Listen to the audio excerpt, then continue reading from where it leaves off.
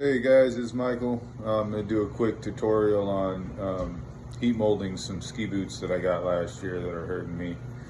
And I've been seeing some different content online about how to do this, and now I'm going to try to do it myself. So this is just a do-it-yourselfer video on how it works and does it work. I took my boots in REI and had their ski boot specialist heat these up for me and had me standing in there for 15 minutes on some ramp and all this other fancy stuff, and it did nothing. So my theory is they didn't heat the boots up long enough, or didn't know how to operate the machine or something like that. But rather than go waste another hour at REI in a drive, I'm gonna do it myself with my oven. Excuse the mess, it was just Thanksgiving, so we're still cleaning up after that whole thing.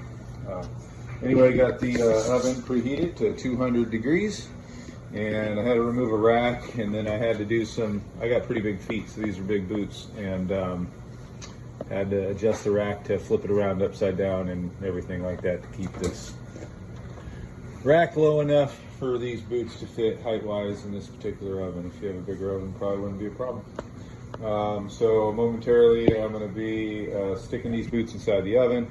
We're going to keep them in the oven for 10 minutes, and then I'm going to take them out, immediately shove these liners in there as fast as I can, get my feet in the boots, buckle them down to one buckle, adjust this strap to secure my leg in place, and then supposedly just stand there for 4 minutes after that, and kind of let this material expand to give you some more foot room. I've got on the thickest ski socks I could find, which are these wool ones.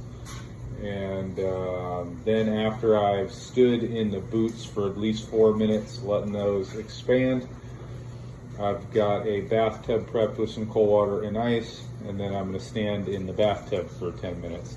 They don't want you walking around in these once they're heated up for, I think, kind of obvious reasons. You don't want to crease your boot, I think is what the deal is, or over expand them. So as soon as these are out of the oven, I'm going to be taking them into the bathroom and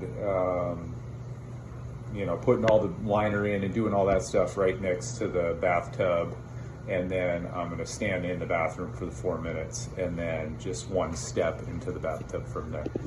All right, I'll keep it filled in as I go, and try to keep this as short as possible on this video. All right guys, so I did everything that I was instructed to do. Had them in there for 10 minutes on 200 degrees.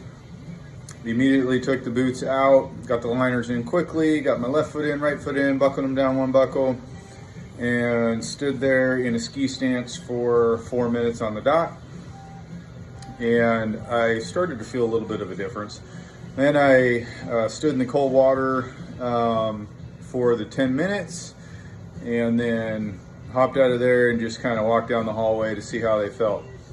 And what I got a really good fit on the left foot, and I got a not so great fit on the right foot. My left foot was the first one to go in after they came out of the oven. My right foot probably went in about 45 seconds later, and that was the only difference between the two, maybe a minute.